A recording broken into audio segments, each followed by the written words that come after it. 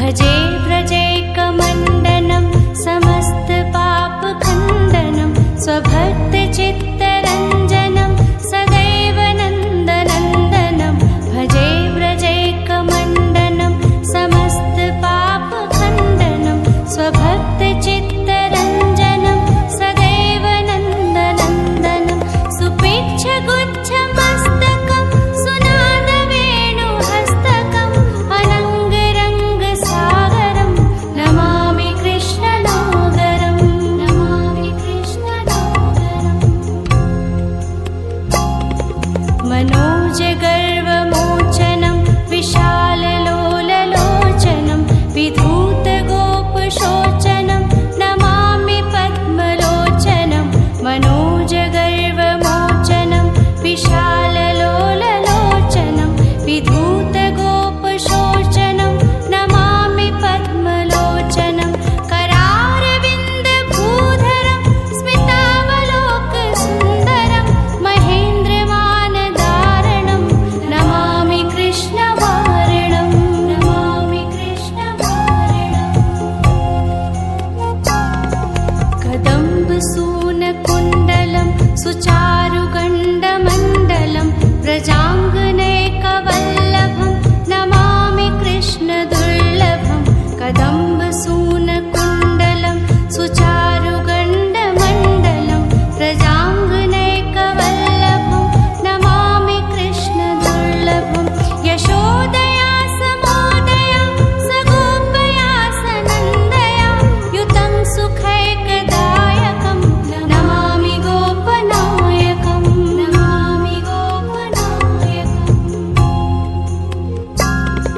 सदैव पादपङ्कजं मदीयमानसे निजं दधानमुक्तमालकं नमामि नन्दबालकं सदैव पादपङ्कजं मदीयमानसे निजं दधानमुक्तमालकं नमामि नन्दबालकं समस्तदोषशोषणं समस्तलोकपोषणं समस्तगोपमानसं नमामि नन्दलालसं नमामि नन्दलालसम्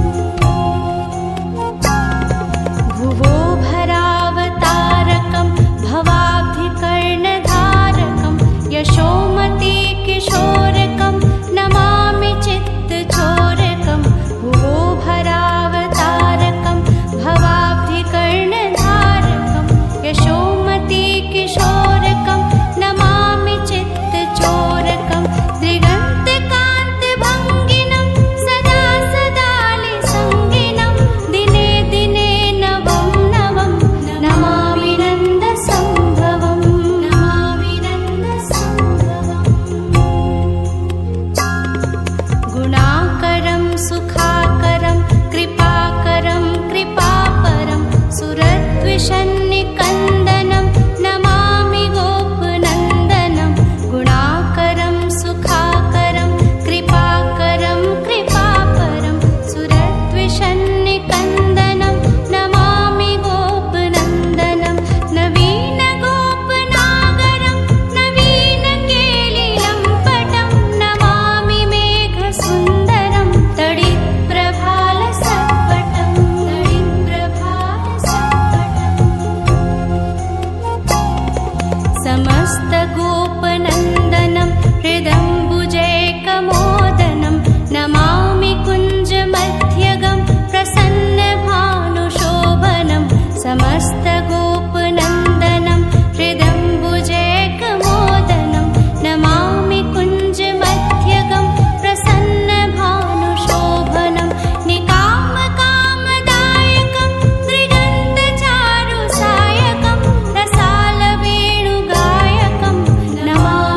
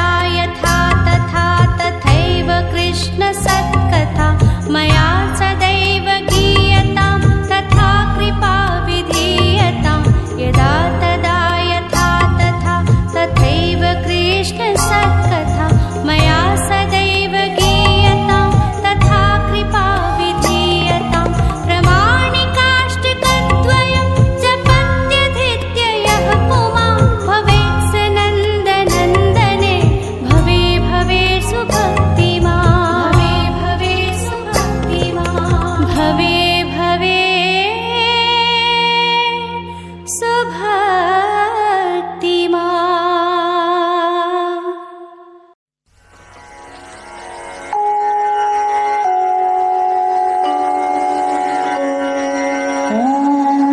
श्री गणेशाय नमः। ॐ सर्वे वै देवा देवीम् उपतस्तुः। काशी त्वं महादेवीति सा ब्रवीत् अहं ब्रह्मस्वरूपिणी।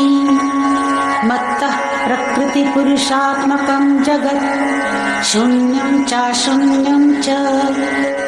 अहमानन्दानानन्दो अहं विज्ञानाविज्ञानी। अहं ब्रह्मा ब्रह्मणि अहं ब्रह्मा ब्रह्मणि द्वे ब्रह्मणि वेदितव्ये इति चाथर्वणी श्रुतिः।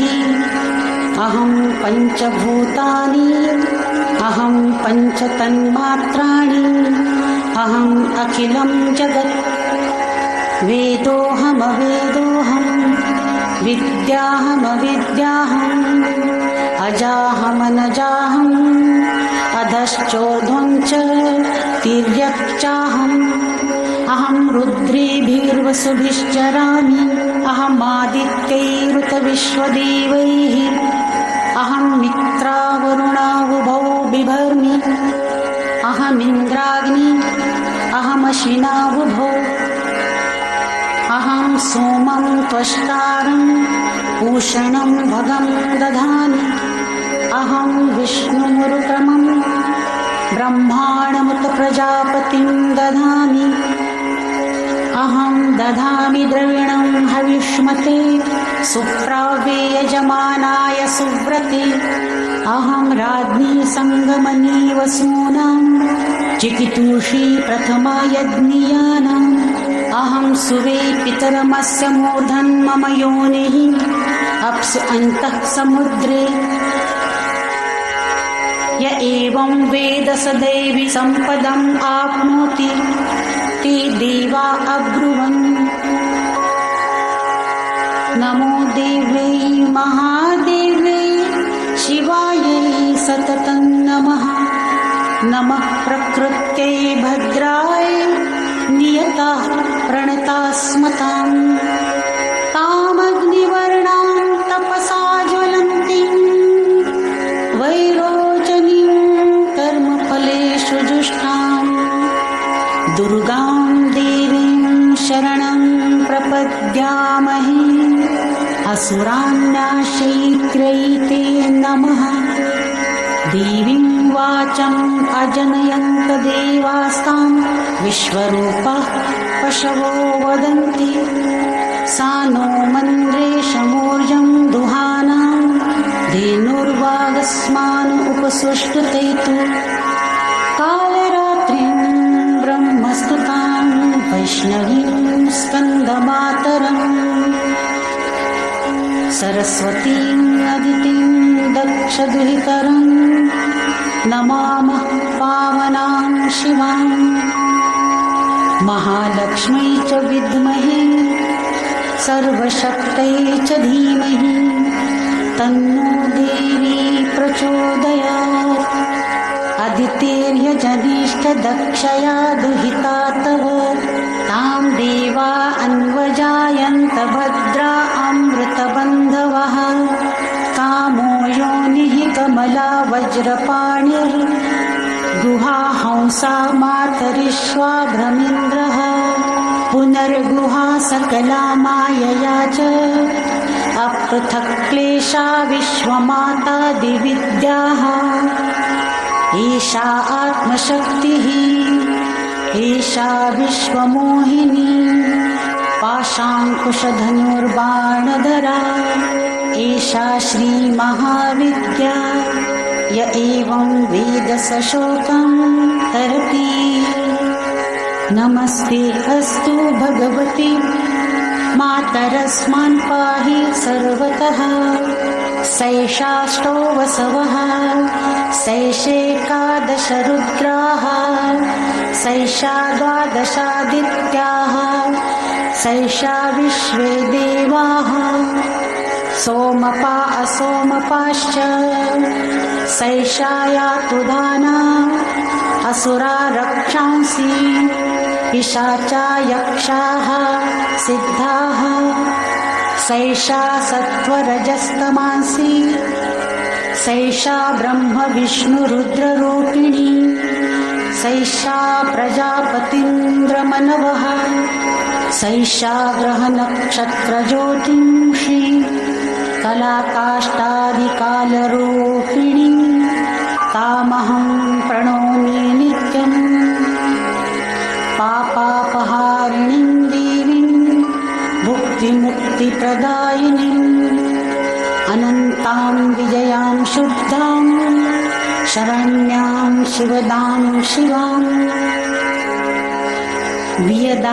वियदाकारसंयुक्तं द्वितिहोत्रसमन्वितम् अर्धेन्दुलसितं देव्या बीजं सर्वार्थसाधकम् एवमेकाक्षरं ब्रह्म यतयः शुद्धचेतसः ध्यायन्ति परमानन्दमया ज्ञानामृताशयः वाङ्मया ब्रह्मभूस्तस्मात् षष्ठं वक्त्रसमन्वितं सूर्यो वामश्रोत्रबिन्दुसंयुक्ताष्टात् तृतीयकम् नारायणेन सम्मिश्रो वायुश्चाधारयुक्ततः विच्छिन्नवर्णकोणस्य महान् आनन्ददायकः हृत्पुण्डरीकमध्यस्थां प्रातः सूर्यसमप्रभां पाशाङ्कुशधरां सौम्यां वरदाम् अभयहस्तकां त्रिनेत्रां रक्तवसनां भक्तकामदुहां भजे नमामि त्वां महादेवीं महाभयविनाशिनीं महादुर्गप्रशमनीं महाकारुण्यरूपिणीं यस्याः स्वरूपं ब्रह्मादयो न जानन्ति तस्मादुच्यते अज्ञेया यस्या अन्तो न लभ्यते तस्मादुच्यते अनन्ता यस्या लक्ष्यं नोपलक्ष्यते तस्मादुच्यते अलक्ष्या यस्या जननं नोपलभ्यते तस्मात्